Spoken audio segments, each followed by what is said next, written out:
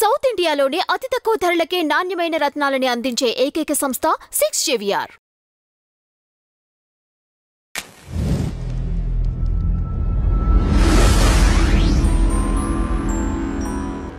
నాకు ఒక పాయింట్ చెప్పండి. మీ ఛానల్ పైన స్ట్రైక్స్ అయితే పడలేదు, మీరు ప్రైవేట్ లో పెట్టుకున్నారు. తర్వాత ఛానల్ ఎలా టర్మినేట్ అయింది? టర్మినేట్ అవ్వలేదు మేడం, ఛానల్ టర్మినేట్ అవ్వలేదు. నేను పెట్టిన తర్వాత నేను వాళ్ళు చెప్పారు కదా సైకిల్ ఏమి తీసేస్తామని చెప్పారు కదా, ఆడికి అయిపోయింది. ఆ తర్వాత ఇష్యూ అయింది కాబట్టి నేను నా ఛానల్ పబ్లిక్ లో పెట్టేసి సాల్వ్ అయిపోయింది కదా ఇష్యూ అనేసి పబ్లిక్ లో పెట్టి నా ఛానల్ నాకు తిరిగి వచ్చేసింది అనేసి ఒక వీడియో చేసి పెట్టా, 2 minutes వీడియో. అది కూడా డిలీట్ చేయాలన్నారు. ఏవరా అంటే మేము భయపడినట్టు ఉంది ఆ వీడియో అన్నారు. నేను అన్నానా ఆ వీడియోలో కనీసం ఒక పేరుని ఎత్తానా? లేదు. ఎవరు చేశారు? రాజశేఖర్. ఆ కాల్ రికార్డింగ్ కూడా ఉంది. మళ్ళీ కాల్ చేశారు. రోజుకి 70-80 కాల్స్ మేడం కంటిన్యూస్ గా. ఆ ట్వీట్ డిలీట్ చేయించు, ఈ ట్వీట్ డిలీట్ చేయించు, నేట డిలీట్ చేపిస్తానన్నా. సోషల్ మీడియాలో వైరల్ అయింది. వాళ్ళు నాకు సపోర్ట్ చేయట్లా, ఒక అన్యాయాన్ని బ్లాక్ మెయిల్ చేస్తున్నావు, నిజమేనా ఇది తప్పని మాట్లాడుతున్నారు, నాకు సపోర్ట్ చేయట్లేదు. ఆ తప్పు క్వశ్చన్ ప్రశ్నిస్తారు వాళ్ళు. నేనే కాంటాక్ట్ చేస్తాను వాళ్ళు అంటే నీ వీడియో వల్ల ఇదంతా వచ్చిందని. నా వీడియో వల్ల రాలా, నువ్వు బ్లాక్ మెయిల్ చేయడం వల్ల వచ్చింది, నేను ప్రశ్నించాను అంతే అని మాట్లాడితే మరి అది డిలీట్ చేయించు. నా వల్ల కాదన్నా, ఇంపాసిబుల్. అది ఎట్లా మాట్లాడేది? నేను 400 మందిని కాల్ చేసి 400 ట్వీట్ డిలీట్ చేయించు అంటే నేను చేస్తాను. నువ్వు కాల్ చేసుకుని మాడుకో, నీ వల్ల తప్పు చేసి నువ్వు అని మాట్లాడితే నేను చెప్పాను ఇదంతా జరుగుతా అంటే రోజుకి 70 కాల్స్ చేస్తా అంటే చెప్పాను, సార్ దయచేసి నైట్ 9 నుంచి 10 మధ్యలో నాకు కాల్ చేయొద్దండి, నేను లైవ్లో ఉంటా. ఆ టైంలో కాల్ చేస్తే మీకే ఇబ్బంది, మిగతా టైంలో ఫోన్ చేసుకొని నేను ఫోన్ ఎత్తి మాట్లాడతాను అని చెప్తే సరే అన్నారు. మధ్యలో ఒకసారి 9 నుంచి నేను లైవ్లో ఉన్నప్పుడు 9:30కి ఆ టైంలో ఒక ఆయన కాల్ చేసినాడు. నేను ఒంటరిగా ఉంటాను మేడం, మీకు చెప్పినట్టే. నా ఫ్యామిలీ, మా నాన్న వాళ్ళు వయసులో పెద్దోళ్ళు. మిడిల్ ఆఫ్ ద నైట్ ఒక 9:30కి ర్యాండమ్ నెంబర్ నుంచి కాల్ వస్తుంది. అండ్ వీళ్ళకి నేను చెప్పు నాకు కాల్ చేయద్దు అనేసి అన్నప్పుడు టెన్షన్ వస్తుంది కదా. సో అందుకని లిఫ్ట్ చేశాను, నేను లైవ్లో ఉన్నప్పుడు లిఫ్ట్ చేశాను. ఎవరు అని మాడితే ఇట్లా మంచి విషయం ఆఫీస్ నుంచి ఫోన్ చేస్తున్నాము అన్నారు. సరే ఏం కావాలి మళ్ళీ మీకు అంటే, ఇట్లా నువ్వు వీడియో పెట్టినావు కదా, ఆ వీడియో డిలీట్ చేసినావు కదా, ఆ డిలీట్ అయిపోయిన వీడియోది రైట్స్ మాకు ఇచ్చేయి, ఆ వీడియో మాదని ఇచ్చేయి, మాకు ఇచ్చేసినట్టు ఇచ్చి, సో దట్ నేను మిగతా వాళ్ళ మీద సైకిల్ వేస్తానండి. అంటే ఇప్పుడు నేను నా వీడియో నీకు ఇస్తే నా పేరు మీద ఊరందరూ సైకిల్ వేస్తావు, నాకు సపోర్ట్ చేసే వాళ్ళ మీద, అందుకని నన్ను అడుగుతున్నాను తిరిగి వచ్చి. అన్యాయంగా సార్ ఇది అంటే, మీకేం కాదండి నేను సైకిల్ వేస్తాను అంతే, వాళ్ళ మీద వాళ్ళ కంటెంట్ బ్లాక్ అయిపోతుంది అంతే అన్నాడు. అన్నా నువ్వు సైకిల్ వేయిద్దని చేసిన దానికే నేను మాడింది, నా పేరు మీద అందరూ ఊరంతా సైకిల్ పంపిస్తా అన్నావు, నువ్వు అన్యాయం అది నేను ఇవ్వనని చెప్పాను. దరిద్రానికి ఇప్పుడు లైవ్లో ఉన్నాను చెప్పాను వాళ్ళకి. ఇది లైవ్లో రికార్డ్ అయిపోయింది, జనాలు దాన్ని కట్ చేసి అది మళ్ళీ వైరల్ అయిపోయింది ఆ పార్ట్. సో వాళ్ళు చేస్తా మాడుతున్నారు. ఇంకా ఆ వీడియో వైరల్ అవుతా అంటే నెక్స్ట్ డే నేను ఎవరని చెప్పాను, కట్ చేశాను. పక్క రోజు పొద్దులు లేసరికి అందరికీ సైకిల్ వెళ్ళిపోయినాయి. ఇట్లా కంటెంట్ కాపీరైట్ ఓనరు, నాకు మీకు చెప్పాను కదా నేను అక్కడ మంచి విషయం దాంట్లో కంటెంట్ కాపీరైట్ అనేది నా వీడియో బ్లాక్లో ఉంది అని చెప్పా కదా, అక్కడ రాస్తుంది నీట్గా కంటెంట్ కాపీరైట్ ఓనరు మీ మీద స్ట్రైక్ వేసాడు. దో మేడం కాపీరైట్ ఓనర్, అది నా వీడియో, నా పర్సనల్ వీడియో, దానిలో ఏ క్లిప్పులు ఏమి ఉండవు, నేను కూర్చొని ఇలాగే మాట్లాడుతూ ఉంటాను. కంటెంట్ ఓనర్ నేనే కదా మేడం అవుతానప్పుడు, దానికి కాపీరైట్ ఓనర్ స్ట్రైక్ వేసినాడని చెప్పి ప్రతి ఒక్కరు నా ఇన్బాక్స్లోకి వచ్చి అమ్ముడు పోయేటైతే ఎందుకురా ఫైట్ చేస్తావు, డబ్బులు తీసుకొని అమ్ముడుపోయే రకానివి అయితే నీకు సపోర్ట్ చేసిన దానికి, నీకు అండగా నించుకొని వచ్చిన మాట ప్రశ్నించడానికి వచ్చిన దానికి మా మీద సైకిల్ వేస్తున్నాడు, మా ఛానల్ మీద అని. నేను ఎందుకన్నా సైకిల్ వేస్తాను, లైవ్ లో చూసినారు కదా మనిషి ఎంత దిగజారిపోతారని చెప్పడానికి ఎగ్జాంపుల్ మేడం అది చెప్తాను మీకు. ఆ రోజు నా దగ్గర వీడియో ప్రైవేట్ లో పెడతారంటే లేదు డిలీట్ చేయాలి అని బలవంతంగా చేశారు కదా, అది ఎందుకో నాకు అర్థం కాలేదు. వాళ్ళు ఏం చేశారంటే నా వీడియోని డిలీట్ చేయించి, నా దగ్గర డిలీట్ చేయించి ఆ వీడియోని ఒక కొత్త ఛానల్ క్రియేట్ చేసి అందులో వాళ్ళు అప్లోడ్ చేసుకొని అది వాళ్ళ కంటెంట్గా క్లెయిమ్ చేసుకొని శివ కేవీపీ అనే ఒక ఛానల్ అప్లోడ్ చేసి, ఈ శివ అనే పర్సన్ ఆ రోజు నైట్ కాల్ చేసింది నాకు, ఆ కాల్ చేసిన పర్సన్ పేరు కూడా శివానే, దానికి అప్లోడ్ చేసి అది వాళ్ళ ఓన్ కంటెంట్ అనేసి అందరూ సైకిల్ వేసినారు. ఒరే ఇది తప్పురా, అందరికి నేను చెప్పలేను కదా మేడం ఇప్పుడు చేయలేదు అనేసి. అందుకని నేను ఏం చేశానంటే నేను ఒక వీడియో చేసి పెట్టిన, రీల్ లాగా చేసి ఈ క్లిప్ ఏదైతే ఉందో ఈ క్లిప్ని మీరు అందరూ పెట్టి వాడుతున్నారు కానీ మీ అందరికీ సైకిల్ పడినాయని చెప్పేశారు. సో ఈ క్లిప్ నాది, నా ఒరిజినల్ కంటెంట్, నేను సైకిల్ వేయలేదండి, ఇలా జరుగుతుంది అనేసి ఇవన్నీ ఈ స్క్రీన్ షాట్స్ అన్ని పెట్టి ఎక్స్ప్లెయిన్ చేశారు. దానికి ఆ ఒరిజినల్ కంటెంట్ వాళ్ళ మీద ఉంది కదా, నా కంటెంట్ పైన నాకే కాపీరైట్ స్ట్రైక్ వేసినారు ఆ వీడియో తీసేయడానికి, నా వీడియో పైన నాకే కాపీరైట్ స్ట్రైక్ తీసేయడానికి. మరి మీరు ఎంత దిగజారిపోతారన్నా మీరు అనేసి నేను మాట్లాడతా, నా కాపీరైట్ పైన, నా కంటెంట్ పైన, నా ఒరిజినల్ కంటెంట్ పైన నాకే కాపీరైట్ స్ట్రైక్. ఇంకా ఇవన్నీ నేను మాట్లాడేసరికి ఇంకా వాళ్ళకి ఏం చేయాలో తెలియదు, నేను ఇవన్నీ మాడుతున్నాను అనేసి ఇంకా ఈ సైబర్ క్రైమ్ కేసులు ఇవన్నీ ఆ స్టేషన్లో మాడిన తర్వాత చంపేస్తాను బెదిరించారు. నేను అదే తీసుకొచ్చి నేను ఇదంతా వీడియో తీసి పెట్టాను మేడం, స్టేషన్లో ఏం జరిగింది, ఏం కేసులు పెట్టారు, ఏమైనా మాట్లాడారు మొత్తం అంతా తీసి వీడియో తీసి పెట్టాను. వీడియో చేసి పెట్టాను, పబ్లిక్గా జరుగుతుంది కదా మేడం, ఓపెన్గా జరుగుతారు రౌడీజం కదా అని పెట్టాను, జనాలకి ఏం జరుగుతుందని చెప్దాం అనేసి. సో అది వైరల్ వెళ్ళింది.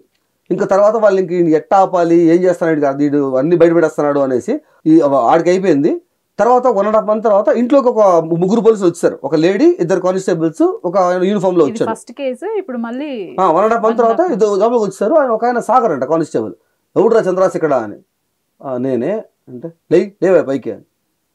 ఏం సార్ ఏమైంది అంటే మీరు కేసు పెట్టారు అని. అవును కేసు పెట్టారు. ఛార్జ్ షీట్ వేయడానికి వచ్చారా మీరు అంటే ఇంకో కేసు పెట్టారు అని. ఎక్కడ అంటే తెలంగాణలో. ఏమని పెట్టారు? నీకు చెప్పాల్సిన అవసరం లే. ఇంకొకరికి చెప్తా ఉన్నా నువ్వు, నాకేగా చెప్పాలి. ఎవరు పెట్టారు, ఏమని పెట్టారు, ఏం తప్పు చేసినా నేను అంటే అవన్నీ మాడద్దు, నువ్వు కెమెరా ఆన్ చేయన్నాడు. పక్కన కెమెరా ఆన్ చేసినాడు ఆయన, ఇంకో కానిస్టేబుల్ ఆన్ చేశాడు. నీ ఫోన్ ఏది చూపిస్తే ఇది నీ ఫోనేనా? అవును.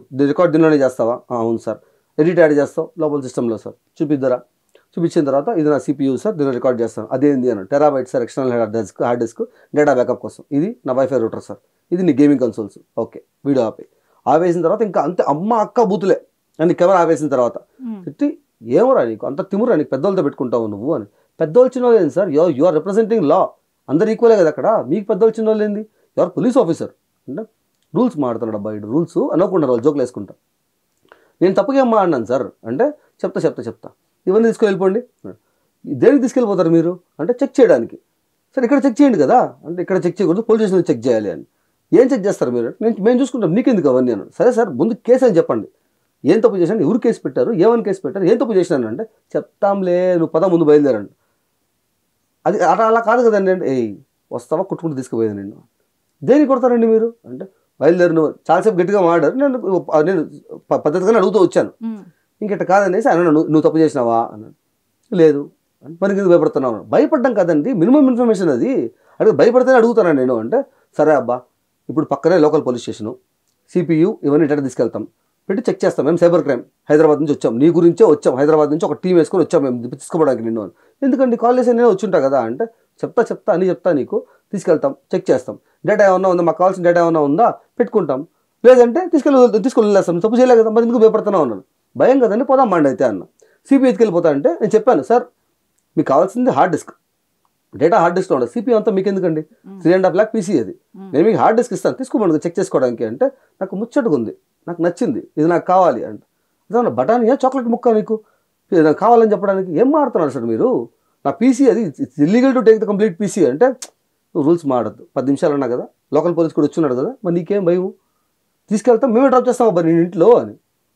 సరే వదండి అయితే అని చెప్పి నేను కూడా తీసుకెళ్ళాను. అది 14 కిలోలు ఉంటుంది మేడం, మొత్తం మెటల్ కేసింగ్ బాడీ అది పెట్టి చేతిలో పెట్టినారు. నన్నే మొయ్యమన్నారు, నీ PC కదా నీకు ఇష్టం కదా నువ్వే మొయ్యి అని చేతిలో పెట్టినారు. సరే ఓకే పదాన్ని పోదామని చేసే కాలేజ్ తీసుకెళ్తే ఒక రూమ్లో కూర్చోబెట్టినారు. ఒక మేము చెక్ చేస్తున్నాం లోపల అని. 45 minutes తర్వాత వచ్చి బయలుదేరదాం బా అని. చెక్ చేసేస్తారు సార్, చేసేసాం మొత్తం చూసినాము, ఏం లేదు పోదాం పదా. సరే ఇంట్లో డ్రాప్ చేస్తారా, నువ్వు రామ్మా అని. పోయి ఎక్కిన తర్వాత కార్లో ఎక్కించుకునేసి రైట్ తీసుకుంటాం మా ఇల్లు మేడం, లెఫ్ట్ తీసుకుంటే ఊర్లోకి పోతాం. లెఫ్ట్ తీసుకుని వెళ్ళిపోతున్నారు. సార్ ఇటు సార్ మా ఇల్లు అంటే ఇంటికే తీసుకెళ్తాం, నేను మీ ఇంటికే తీసుకెళ్తాం, నువ్వు ఏ ఇంట్లో ఉండాలో ఆ ఇంటికే తీసుకెళ్తాం పదా అంటే.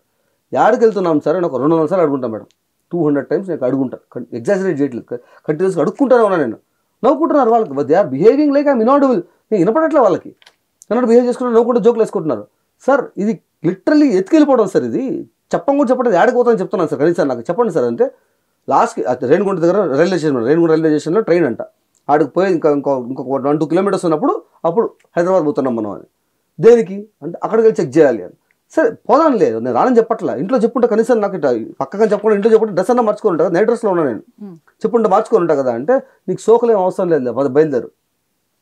సరే సార్ ఓకే నాకు సోకుల గురించి కాదండి, మీరు డ్రెస్ అన్నా చేంజ్ చేసుకొని ఉంటారు కదా సార్, ఫైన్. ఇప్పుడు నేను ఇంట్లో గొడవ జరుగుతుంది, నేను ఎవరితో ఫైట్లో ఉన్నానని తెలుసు, మా ఇంట్లో వాళ్ళకి తెలుసు, వాళ్ళు ఆల్రెడీ టెన్షన్ పడుతున్నారు. సడన్గా ఇంట్లో ఒంటరిగా ఉంటే కూడా కనబడకుండా పోయినానంటే ఇటు పోయినారు అనుకోలేదు. ఒకసారి కాల్ చేసి ఇంటిమేట్ చేస్తాను సార్ ఫ్యామిలీకి, ఒక్కసారి ఫోన్ ఇవ్వండి నాకు అంటే ఇద్దాంలే అని. అదేం సార్ అట్లా మాట్లాడతారు, హైదరాబాద్ తీసుకెళ్ళిపోతాను నేను, ఫోన్ చేసి ఒక్క ఫోన్ సార్ అంటే 200 సార్లు ఇది కూడా అడుగుతున్నాను మేడం. జోకులు వేసుకుంటున్నారు, నవ్వుకుంటున్నారు, హైఫైలు ఇచ్చుకుంటున్నారు, వాళ్ళకి జస్ట్ కామెడీ ఎంటర్టైన్మెంట్ జరుగుతుంది అక్కడ వాళ్ళకి. ఇంకా రేణిగుంట రైల్వే స్టేషన్ దగ్గర వెళ్ళిన తర్వాత 6:30కి ట్రైన్ అన్నారు, నేను బయట కూర్చోన్నాను మాట్లాడుతా అంటే ఇంకా గట్టిగా అడిగాను మేడం, నేను ఇది లిటరల్ ఎత్తుకెళ్ళిపోవడం సార్, ఇది you are not behaving like police అని అక్కడ మాట్లాడాను. అక్కడ తిరిగి సరే నీకు 30 seconds టైం ఇస్తాను, టైమర్ పెడతాను నేను, 30 seconds లోపల ఎవరితో మాడుకో, 30 seconds అయిన తర్వాత ఫోన్ లాగేసుకుంటాను నేను, నీ ఇష్టం అని. ఇప్పుడు మా నాన్నకి యూట్యూబ్ అంటే తెలియదు, ఆయనకు అవగాహన లేదు, ఫోన్ చేసి హాయ్ హలో నేను ఫలానా కొత్త నెంబర్ చేసేటప్పుడు నేను ఫలానా చెప్పడానికి 10 seconds అయిపోద్ది, 5 seconds. ఇంకా ఎప్పుడు చెప్పేది ఏమని చెప్పేది అందుకని ఇట్లా కాదు మా నాన్నకి ఫోన్ చేయడం కరెక్ట్ కదా అనేసి నాతో ఫస్ట్ కేసులో మా ఫ్రెండ్ వచ్చాడు కదా ఆ అబ్బాయి కాల్ చేశాను, బాబు అరే చెప్పేది మాత్రం విని జాగ్రత్తగా అయిను, సెకండ్ కేసు బుక్ చేశారంట, హైదరాబాద్ తీసుకెళ్తున్నారు, నేను బస్సులో ఉన్నాను, కార్లో ఉన్నా, నేను తీసుకెళ్ళిపోతున్నారు, ట్రైన్లో తీసుకెళ్తున్నారు నన్ను. సో ఇమీడియట్గా నాన్న దగ్గరికి వెళ్ళి లాయర్ దగ్గర తీసుకెళ్ళి ఏం చేయాలో ఆయన గైడ్ చేసి చెప్పి ఆ తర్వాత ప్రొసీడింగ్స్ ఏం చేయాలో ఆయన గైడ్ చేయని చెప్పినాను. అది ఏ పోలీస్ స్టేషన్ అడిగాడు, ఇట్లా బషీర్బాగ్ చెప్పే లోపలే తీసుకునేసి టైం అయిపోయింది టైం. సార్ దేనికి సార్ ఎంత, దేనికి సార్ ఏమన్నా టెర్రరిస్ట్నా, నేనన్నా దొంగతనం చేసినా, ఏమన్నా దోపిడీ చేసినా, దుర్మార్గుండా నేను దేనికి చేస్తాను ఇవన్నీ అంటే, చూద్దాం నువ్వు కానీ అబ్బా అని కూడా జోకులు వేసుకుంటున్నారు. సరే ఇంకా ఒక హాఫ్ అన్ అవర్ తర్వాత మా నాన్న కాల్ చేశారు, వీడియో తీసుకెళ్ళి మా నాన్న గైడ్ చేసుకొని తీసుకొని స్టేషన్కి వచ్చి అక్కడ నుంచి మేడం నెంబర్ తీసుకొని కాల్ చేశారు. మేడం లౌడ్ స్పీకర్ పెట్టింది, అంటే నేను చంద్రహాస్ వాళ్ళ ఫాదర్ మాట్లాడుతున్నాను, మా కొడుకుని తీసుకెళ్లారంట కదా, ఇష్యూ ఏంది అసలు, ఏం చేసినాడు, ఎవరు కేసు పెట్టినారు చెప్పండి అంటే, అరే మేము బయలుదేరేసాము హైదరాబాద్కి అని. లిటరల్ ఆన్ కాల్ అవ్వదని చెప్తుంది ఆమె. స్టేషన్ పెట్టి కూర్చోన్నాం, ఇంకా 1.5 hours ఉంది ట్రైన్కి. అక్కడ నుంచి మన నాన్న ప్లేస్ నుంచి అక్కడ రావడానికి 20 minutes కూడా పడదు. నేను వచ్చి మాట్లాడతాను మేడం, మేడం చెప్పండి మేడం అంటే, బయలుదేరేసాం హైదరాబాద్కి మేము. అబ్బాయి కష్టం ఇప్పుడు, మీరు రేపు పొద్దున్న స్టేషన్కి వచ్చేయండి అని నేను చెప్తాను పక్క నుంచి. మేడం ఐఎమ్ అడల్ట్, ఇది నా ఫైట్, మా నాన్న ఇంక్లూడ్ చేయొద్దండి దీంట్లో, ఆయనకు సంబంధం కూడా లేదు, ఆయనకు తెలియని కూడా తెలియదు, సో దయచేసి నాతో ఫైట్ చేయండి కదా, మా నాన్న ఎందుకు లాగుతున్నారు దీనిలోకి అంటే, they are acting like I'm inaudible. నవ్వుకుంటా చుట్టూ మనకి చెప్తున్నారు చూడండి, నాకు జోకులు వేసుకుంటున్నారు. మా నాన్న ఇంక్లూడ్ చేయొద్దండి మేడం, ఆయన పెద్ద ఆయన వయసులో చెప్తాంటే కూడా నథింగ్, ఫోన్ కట్ చేసి స్టాప్ చేసేసినారు. అయిపోయిన తర్వాత 6:30కి ట్రైన్ మేడం, లోపల తీసుకెళ్ళి మళ్ళీ నా దగ్గర వైపీసీ తీసుకుపోయేసి ట్రైన్లో అంట నేను ఇలా కూర్చోవాలంట, చేతికి బెడ్లు వేశారు అందరు కనబడేటట్టు, సిపిఐ పెట్టారు, ఇప్పుడు కూర్చోవాలంట. సార్ నొప్పిగా ఉంది సార్, నాకు రెడ్గా అయిపోతుంది, నాకు నొప్పి వేస్తుంది సార్, 14 కిలోలు, ఇది ఆల్మోస్ట్ 14-15 కిలోలు ఉంటుంది. దేనికంటే ఫైటర్ కదన్నా నువ్వు, ఫైట్ చేస్తావు కదా నువ్వు, అందరితో ఫైట్ చేస్తావు కదా, ఫైట్ చేయి, ఫైటర్ ఎట్లా ఫైటర్ అంటే జోకులు వేసుకుంటారు, హైఫైలు ఇచ్చుకుంటా. నేను చూస్తా ఉన్నాను, కొంచెంసేపు అయిన తర్వాత తీసి కింద పెట్టేశారు. సరే బెడ్లు వేసారు కదా, తీసుకో బెడ్లో పెట్టుకున్నా అంటే, చేయి బయట పెట్టు, అందరూ కనపడాలి ట్రైన్లో అందరికీ. దేనికి సార్, నేనేమన్నా పారిపోతున్నానా, నేనేమన్నా కోఆపరేట్ చేయట్లేదా, ఏమైనా చేస్తున్నా, దేనికి సార్ బెడ్లు ఎందుకు పెట్టాలి సార్ నేను అంటే, ఎక్కువ తక్కువ మాడినా అంటే కాలు చేతులు కట్టేసి బాత్రూమ్ కట్ట పడేస్తా, పొద్దున్న దాకా ములుగుదా కూర్చుంటాం. సరే సార్ అనేసి కూర్చోని రాత్రి పడుకునేటప్పుడు హ్యాండ్ కప్స్ ఒకదానికి వేసి పడుకునేటప్పుడు సైడ్లో ట్రైన్కి రాడ్ ఉంటుంది మేడం, దీనికోటి దానికోటి, మళ్ళీ కాలుకి చైన్లు కట్టేసి పైన మెష్ ఉంటుంది కదా దానికి వచ్చేయను. సార్ దేనికి సార్ అంటే, ప్రోటోకాల్ నీకు ఉంటుంది, నీకన్నా ముదురులు చూసినారా నేను కానీ. మళ్ళీ ట్రైన్ దిగేసిన తర్వాత పోయేటప్పుడు కారులో ఇంకా ఫెడప్ మేడం, వీరంతా వాళ్ళ వాడ బూతులు పచ్చి బూతులు చండాలంగా మాడుతున్నారు. నేను పోయేటప్పుడు నేను అన్నాను, సార్ నేను గవర్నమెంట్లో పోలీస్ ఎస్ఐ అవ్వాలనేసి ఎగ్జామ్ రాసినవాడిని, ఇప్పుడు ప్రిలిమ్స్ క్లియర్ చేసుకొని, గ్రౌండ్ క్లియర్ చేసుకొని, మెయిన్స్ క్లియర్ చేసుకొని, లాస్ట్ 1000 members ఉంటే 752 members సెలెక్ట్ చేస్తా అంటే 0.1 seconds ఆఫ్ గ్రౌండ్ మెరిట్తో నేను ఎస్ఐ మిస్ అయినా. అది నా లైఫ్లో అసలు first SI exam, first government exam అది రాసింది నేను. I should be a police now. కానీ మీరు ఇలా బిహేవ్ చేస్తా అంటే, I don't want get in the system like this. ఇది పోలీస్ బిహేవియర్ కాదు sir, you are not behaving like a police, literally this is harassment sir అన్నప్పుడు తిరిగి rap అనుకుంటున్నారు 2 రేట్లు కొట్టి, ఇప్పుడు ఓకే నా పోలీస్లో బిహేవ్ చేస్తున్నాను నేను, ఇంకా కావాలా పోలీస్ బిహేవియర్ నీకు అని. దేనికి కొడుతున్నారు, ఏం చేసినా నేను, ఇది తప్పండి, హెరాస్ చేస్తున్నారండి మీరు, నాకు ఇప్పటికీ చెప్పలేదు ఏం కేసు, ఎవడు కేసు పెట్టినాడు, ఏం తప్పు చేసిన ఇప్పుడు చెప్పలేదు, అడిగితే కొడుతున్నారు, అన్యాయం కదండి ఇది అంటే. బూతులండి మాడి కూర్చో, సరే సార్ నేను కూర్చున్న తర్వాత స్టేషన్ తీసుకెళ్ళి ఒక గుట్కాలంతా వస్తుంది మేడం, ఒక మూల, ఆ మూల కుర్చీ వేసి కూర్చోయడ. సరే సార్ కూర్చున్న తర్వాత సీఏ మేడం వస్తారా మాట్లాడదు అని, సీఏ మొదలవుతా గారు ఆమె దగ్గరికి వెళ్తే, ఆమె వచ్చిన తర్వాత ఆమె దగ్గర తీసుకెళ్ళి నిల్చోబెడితే పోవడం సెక్షువల్ హెరాస్మెంట్ చేస్తావు నువ్వు, ఆడవాళ్ళని మనోవేదన గురి చేస్తావు నువ్వు అని. ఏ ఆడవాళ్ళు, ఏం సెక్షువల్ హెరాస్మెంట్, నేనేం చేసినాను, ఎవరి గురించి మాడుతున్నా మేడం, నువ్వు స్మార్ట్ కదబ్బా, నువ్వు ఫైటర్ కదా, నువ్వు స్మార్ట్ కదా, ఆలోచించి తెలుస్తుంది నీకే అని. ముందు రోజు నైట్ వీళ్ళు చేతితో కట్టేసేటప్పుడు నన్ను 2 కానిస్టేబుల్స్ మాట్లాడుకుంటున్నారు, అనసూయ భరద్వాజ్ అనే పేరు వినపడింది నాకు మధ్యలో. సో వాస్ లైక్ అచ్చా మేబీ అది లింకప్ అయి ఉండొచ్చు అని, అనసూయ గారి గురించి అని చెప్పా కదా నేను, ధనంజయ్ అని పక్కన కానిస్టేబుల్ మేడం ఆయన పేరు, చెప్పా కదా ధనంజయ్ వీడు చాలా స్మార్ట్ అని, ఇట్లాంటి విషయాలు బాగా తెలుస్తాయి వీడికి, చెప్పు ఏం చేసినావు అనసూయ గారిని అని. నేనేం చేసినా మేడం అనసూయ గారిని అంటే, తెల్ల నీకేం చేసినావు అని. మేడం నేను క్వశ్చన్ చేసినాను, నేను 4 years బ్యాక్ మేడం ఈ ఇష్యూ ఎందుకు వచ్చిందంటే, 4 years బ్యాక్ అనసూయ గారి మీద ఒక వీడియో చేస్తున్నాను, దాంట్లో కూడా నేను బూతులేం మాడలేదు మేడం. నేను 2 క్వశ్చన్లు అడిగాను, మేడం మీరు ఫెమినిస్టులు మగ పురుగులు ఆడవాళ్ళని హింసిస్తున్నారు, అణచివేస్తున్నారు అంటున్నారు, నిజంగా ఇబ్బంది పడాలి చాలా మంది ఉన్నారు, మీరు ఫైట్ చేస్తున్నారు. అట్ ద సేమ్ టైం ఇంత మాట్లాడే మీరు జబర్దస్త్ లాంటి షోల్లో కూర్చొని డొమెస్టిక్ వైలెన్స్లు, హెరాస్మెంట్లు, రేసిస్ట్ కమెంట్లు, బాడీ షేమింగ్లు, వాడి ముగ్గుడు ఈడి పిల్లంతా వెళ్ళిపోద్ది, ఈడి ముగ్గుడు వాడి పిల్లంతా వెళ్ళిపోద్ది, బిలో ద బెల్ట్ జోకులు, ఆఖరికి అబ్బాసిను అనే ఒక పాన్ ఆడియో క్లిప్ని తీసుకుని on the name of jokes and family shows మా ఇంట్లో మా చిన్నపిల్లలు ఆడపిల్లల ముందు మీరు వేసుకుని జోకులు వేసుకుంటూ మాడుతూ అంటారే. అప్పుడు ఏమైందండి మీ మోరల్స్ అండ్ ఎథిక్స్? అక్కడ క్వశ్చన్ చేయరా మీరు? అప్పుడు మాత్రం మీకు ఏమి గుర్తురావు, మీ వరకు వస్తే మాత్రం గుర్తురావు. సరే, అది ప్రొఫెషనల్ ఎథిక్స్ పక్కన పెడదాము. రెండో క్వశ్చన్, మీరు ఇప్పుడు విజయ్ దేవరకొండ గారు ఒక ఆడియో ఫంక్షన్లో సినిమాలో ఉండే ఒక డైలాగ్ మాట్లాడితే అది బూత్ని ప్రమోట్ చేస్తున్నారు, ఎలా మాట్లాడతారు అనేసి టీవీ 9లో వీటిలో కూర్చొని డిబేట్లు వేసుకుంటా వాళ్ళు ఎవరో మాడిన దానికి మీ మనోభావాలు దెబ్బతిన్నాయి అనేసి స్త్రీ జాతి అవమానించబడుతుంది అనేసి అంతా గోల రచరచ చేసినారు కదా. అదే మీరు పూరి జగన్నాథ్ గారు ఒక ఆడియో ఫంక్షన్లో మీరు యాంకర్గా ఉన్నప్పుడు ఆయన మీ మొహం మీదే అది బాతు కాదు బూతే అని చెప్పినప్పుడు మీరు నవ్వుకుంటూ వెళ్ళిపోయారే. అప్పుడు ఏమైనా అండి మీ మోరల్స్ అండ్ ఎథిక్స్ అని? ఇంత హార్ష్గా కూడా కాదు మేడం, సేమ్ ఎంటర్టైన్మెంట్ ఫార్మాట్ ఏదైతే ఉందో అదే పరంగా నేను అడిగాను. దానికి మేడం మనోభావాలు దెబ్బతిన్నాయి అనేసి బ్యాక్ మీడియా అనే ఒక MCN కంపెనీని పెట్టి ఆన్ కాల్ నీ ఛానల్ టెర్మినేట్ చేస్తాను సైకిల్ వేశారు. అప్పుడు నాకు అవగాహన లేదు. ఉందా దీనికి ప్రూఫ్ ఉందా మీ దగ్గర? ఎలా ఉంటుంది మేడం? మనం చేసింది వాట్సాప్ కాల్ 4 years బ్యాక్, అది చేసి మాట్లాడాక నేను వీడియో డిలీట్ చేసి అదే 4 years బ్యాక్ నా ఇన్స్టాగ్రామ్ ప్రొఫైల్లో పిన్ చేసి పెట్టున్నాను, ట్విట్టర్లో ఇన్స్టాగ్రామ్లో పిన్ చేసి పెట్టినా. ఇప్పటికీ ఆ వీడియో అలాగే ఉంది. సో మీరు అక్కడ చెక్ చేసి ఏ డేట్లో ఉంది అనేసి. అది ఒకవేళ నేను యూట్యూబర్ని కాబట్టి వీడియో ఇన్స్టాగ్రామ్లో ఎందుకు లేదు, యూట్యూబ్లో ఎందుకు లేదు, ఇన్స్టాగ్రామ్లో ఎందుకు ఉంది? అంత కష్టపడి చేసింది నేను యూట్యూబ్లో పెట్టేది నా సబ్స్క్రైబర్స్ కోసం కదా. ఇన్స్టాగ్రామ్లో నాకు జనాలు లేరు మేడం, ఒక 5,000 మంది ఎంతో ఉన్నారు. అది నేను యాక్టివ్గా కూడా ఉండేది ఇన్స్టాగ్రామ్లో, నేను మొత్తం యూట్యూబ్లోనే ఉండేది. ఆడెందుకు ఉంది, ఏడెందుకు లేదు పెట్టి డిలీట్ చేశాను వీడియో. నేను పెట్టినప్పుడు దానిలో నేను ఇదే క్వశ్చన్ చేసి పెట్టినాను మేడం. సో అప్పుడు నాకు అవగాహన లేదు కాబట్టి నేను వీడియో డిలీట్ చేసా. పబ్లిక్ అపాల్ చెప్పాలని చెప్పి గోల్ చేసినారు. బ్యాక్ మీడియా వాళ్ళు ఫోన్ చేసి నీ ఛానల్ ఆన్ కాల్ టెర్మినేట్ చేస్తాను, పబ్లిక్ అపాల్ చెప్పాలి మేడంకి. దేనికి సార్? నేను ఏమన్నాను? ఆన్సర్ ఉంటే ఇమ్మని చెప్పండి, లేదా ఇగ్నోర్ చేయమని చెప్పండి కదా. అదే మేడం ఎంతమంది సెక్షన్గా చూపించట్లేదు యూట్యూబ్లో, వాళ్ళ మీద కోపాలు రావా? నేను ఒక క్వశ్చన్ వేసిన దానికి కోపాలు వచ్చేస్తాయి మీకు. అండ్ బూతులేం మాడలేదు కదా అంటే నువ్వు అన్నీ మాట్లాడద్దు, మరి ఏదో పబ్లిక్ అపాల్ చెప్పు అంటే దాని గురించి నేను ఫైట్ చేశాను. లాస్ట్కి లేదు నేను డిలీట్ చేస్తాను, వీడియో డిలీట్ చేశాను. అది సాల్వ్ అయిపోయింది. అవగాహన లేదు కాబట్టి. ఇప్పుడు ఈ మంచు విష్ణు కేసులో వీళ్ళు ఫెయిర్ యూస్ పాలసీని అబ్యూస్ చేస్తున్నారు.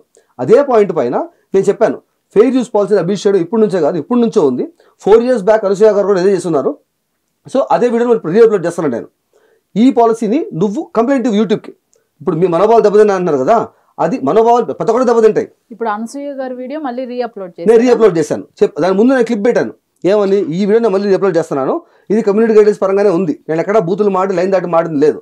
మీకు వీడియో ప్రాబ్లం ఉంటే యూట్యూబ్ కంప్లైంట్ ఇవ్వండి. యూట్యూబ్ మాన్యువల్గా ఒక మనిషి పెట్టి చెక్ చేస్తుంది, అది తప్పకుండా యూట్యూబ్ అది చేస్తుంది. అప్పుడు నేను ఒప్పుకుంటా అది హెరాస్మెంట్ అనేసి. మీరు ఆ తర్వాత కేసులు పెట్టుకుంటారా, జైలు పంపించుకోండి. అంతేగాని అబద్ధాలు చెప్పి స్ట్రైక్ లేదని చెప్పినాను. వీళ్ళు ముందు 4 వీడియోలు పెట్టాను మేడం, 5 వీడియోలు పెట్టాను నేను. టాలీవుడ్ని క్వశ్చన్ చేస్తా, ఈ పెద్దవాళ్ళందరూ క్వశ్చన్ చేస్తా, నేను మాడాను. ఓపెన్గా రోడిజన్ చేస్తారండి, ఏమన్నా మాడితే ఇప్పుడు మారే ధైర్యం ఉండదా మీకు అని చెప్పి నేను క్వశ్చన్ చేసి మాడాను. ఆ వీడియోలో ఏం మాడడానికి లేదు, అన్ని ప్రూఫ్ స్క్రీన్ షాట్స్తో ఉన్నాయి. ఈ వీడియోలో ఒక లైన్ ఉంటుంది మేడం, ఇది చిన్నపిల్లడి క్యారెక్టర్, మిడిల్ ఏజ్ క్యారెక్టర్ ఉంటుంది కదా.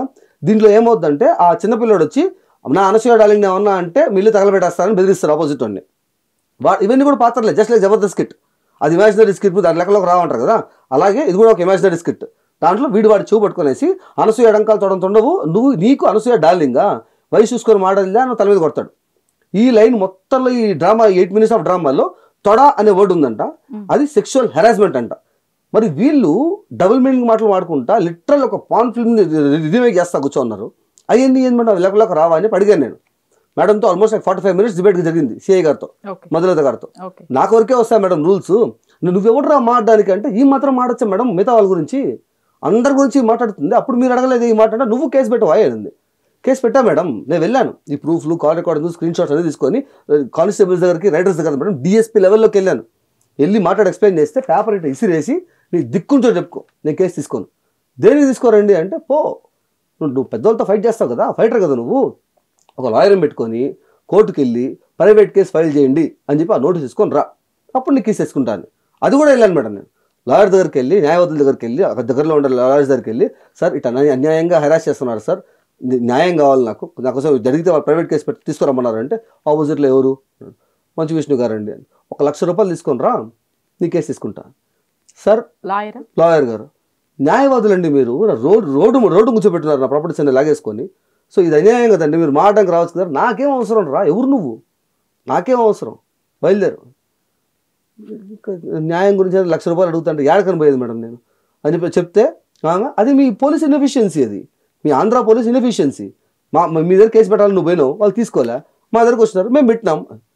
సరే మేడం మీరు తీసుకోండి కేసు అయితే అంటే మాకేం అవసరం, నువ్వు అక్కడ ఉంటావు కదా, ఆడ కేసు తీసుకోవాలి. సరే మీరు ఇప్పుడు కేసు పెట్టారు కదా, దాంట్లో ప్రూఫ్లు ఉండాలి కదా, నువ్వు చేసినావు కదా, సెక్షువల్ హరాస్మెంట్ చేసినావు కదా, అది సరే అది సెక్షువల్ హరాస్మెంట్ మీరు అంటున్నారు, మనోవేదన గురైంది అంటున్నారు. ఆమె మాత్రం ఆన్లైన్లో మాడచ్చు, బూతులన్నీ మాడచ్చు, ఇష్టం వచ్చినట్టు మాడితే ఆమె అనరు. నాకు అర్థమైంది, ఒక కామన్ పర్సన్కి ఇవి ఏవి రూల్స్ వర్తించవు. సెలబ్రిటీ అయి ఉండాలి, డబ్బులు ఉన్నప్పుడు వాళ్ళు ఇష్టం వచ్చినట్టు మాడచ్చు, ఎవరి గురించైనా ఎవరన్నా మాట్లాడచ్చు, కామన్ గా మాడకూడదు. నాకు అర్థమైంది మేడం, లా చాలా అర్థమైంది నాకు. సరే ఇప్పుడు నేను వీడియో డిలీట్ చేస్తా, వెళ్ళిపోదాం. ఆ మేడంకి సారీ కూడా చెప్తాను నేను అయితే. సరే ఆ వీడియో డిలీట్ చేసి దాంతోపాటు మంచు విష్ణు వీడియో డిలీట్ చేయాలి. మంచు విష్ణుకి అనసూయ భరత్ సంబంధం ఏందండి, ఎందుకు డిలీట్ చేయాలి అంటే, అదే నువ్వు రూల్స్ అన్ని మాట్లాడొద్దు, డిలీట్ చేసి పోతా ఉండు. దేని డిలీట్ చేయాలండి, మీరు చెప్పారు మనోవేదన ఈ సెక్షువల్ హరాస్మెంట్ అని చెప్పారు, కామన్ మ్యాన్కే రూల్స్ ఉంటాయని చెప్పారు, నాకు అర్థమైంది.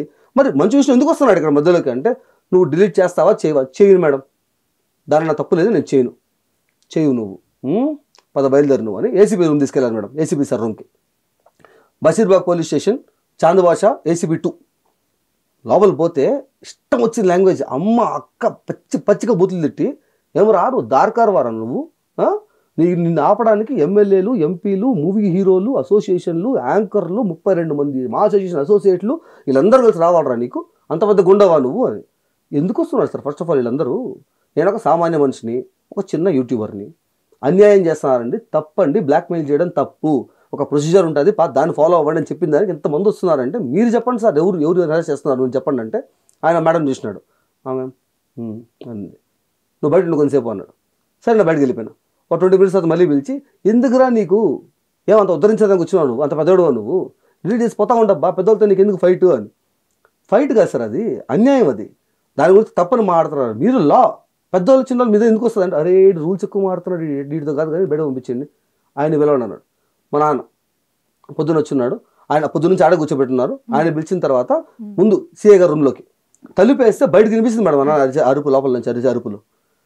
నేను చూస్తా ఉన్నాను, మా అమ్మ చనిపోయినప్పుడు మా నాన్న కంట్లో నీళ్ళు చూశాను మేడం, నేను ఆ రోజు నుంచి ఇప్పుడు చూడాల. అట్లాంటిది ఆయన బయట కన్నీళ్ళు పెట్టుకొని బయట నించుకొని చూస్తా ఉన్నాను. నన్ను ఏమైందని ముందుకు పోతా అంటే, ఆగు ఇంకా అవ్వాల అనేసి, నువ్వు బయలుదేరు అనేసి ఆ ACB రూమ్ తీసుకెళ్ళారు మా నాన్నని. ఆడ ఇంకో అరగంట లోపల మా నాన్న బయటకు వచ్చి, ఒక మనిషిని అల్టిమేట్ లెవెల్లో డిస్రెస్పెక్ట్ చేస్తే ఎలాగవుతుందో అలా అయిపోయి భుజాలు ఎలా కూర్చొని బయట వచ్చి మా నాన్న కంట్లో నీళ్ళు పెట్టుకొని, నీకు దండం పెడతాను రా, మా నాన్న ఇప్పుడు అలా చేయలేదు మేడం, దండం పెడతాను రా, పెద్ద వాళ్ళు ఉన్నారు దీంట్లో, మనం ఫైట్ చేయలేమురా, మనం గెలవలేని యుద్ధం, నా కొడుకు తప్పు చేయలేదు, తప్పు చేయడు, నాకు తెలుసు, నేను చూస్తున్నాను, నీ మెంటాలిటీ నాకు తెలుసు, కానీ ఇది మనం గెలిచే యుద్ధం కాదు అని. అన్యాయం కదరా అంటే, అన్యాయం తప్పునా అంటే, ఏదిరా న్యాయము, ఈ కేసులు పెట్టారు ఇది న్యాయమా, ఇంకో ముందు కేసు పెట్టారు అది న్యాయమా, ఇప్పుడు మనమంతా అడుక్కుంటున్నాం ఇది న్యాయమా, ఏడుంది న్యాయం నీకు, లాయర్ దగ్గర పోయినా న్యాయం కావాలి, దొరికిందా, డబ్బులు అడిగితే తీసుకురమ్మంటున్నారు, ఎక్కడ న్యాయం ఉంది నీకు, ఎవరితో న్యాయం గురించి మాడుతున్నావు నువ్వు నించుకొని ఇక్కడ నించుకొని చుట్టుపక్కల ఉండే పోలీసు మొత్తానికి అన్యాయం తెలియదా నీకు, ఇది ఎవరి గురించి ఫైట్ చేస్తున్నావు నువ్వు, పోనీ నీకు సైకిల్ పడినాయా లేదు, వాడు ఎవరికో సైకిల్ పడినా నువ్వు పోయినావు, వాడన్నా నీతో ఉన్నాడా, యూట్యూబ్లో ఉండే ఫెయిర్ యూస్ పాలసీ గురించి ఫైట్ చేస్తా అన్నావు, యూట్యూబ్లో ఒకడన్నా ముందుకు వస్తున్నాడా, ఎవరి గురించి ఫైట్ చేస్తున్నావు నువ్వు, అంత ఉద్ధరించదని నీకేమైంది అని. కాదు నాన్న అని చెప్పి నేను చెప్పాను మేడం, అప్పుడు చెప్పాను మా నాన్నకి, నేను ఎందుకు ఫైట్ చేస్తాను, ఇప్పుడు కూడా నేను జనాలు చెప్పేది ఇంత స్ట్రాంగ్గా ఎందుకు ఫైట్ చేస్తాను అంటే, ఈగోలు కాదు మేడం ఇది. ఇప్పుడు నేను కనుక సారీ చెప్పి వెళ్ళిపోయానంటే, రేపటి నుంచి ఓపెన్ రౌడిజం రన్ అవుతుంది యూట్యూబ్లో. వచ్చి ఒక మూవీ ప్రొడ్యూసర్ వచ్చి ఒక 3 లక్షలు 4 lakhs సబ్స్క్రైబర్స్ ఎవరన్నా ఉంటే వాడి దగ్గరకు వచ్చి నా మూవీ ప్రమోట్ చేయి, అదే ఇంత కాస్ట్ అవుతుందండి, ఫ్రీగా ప్రమోట్ చేయి. అలా కాదండి ఎలా చేస్తామండి అంటే, నీలాగే ఇట్లా రూల్స్ మాట్లాడిన ఒక చంద్రహాసన్ ఒకటి మాట్లాడు, వాడి జీవితాన్ని రోడ్డు మీదకి ఇచ్చినాను తెలుసు కదా నీకు, మర్యాద ఇచ్చి, నేను ఒక బ్యాడ్ ఎగ్జాంపుల్గా ఉంటా వాళ్ళకి రౌడిజం చేసుకోవడానికి.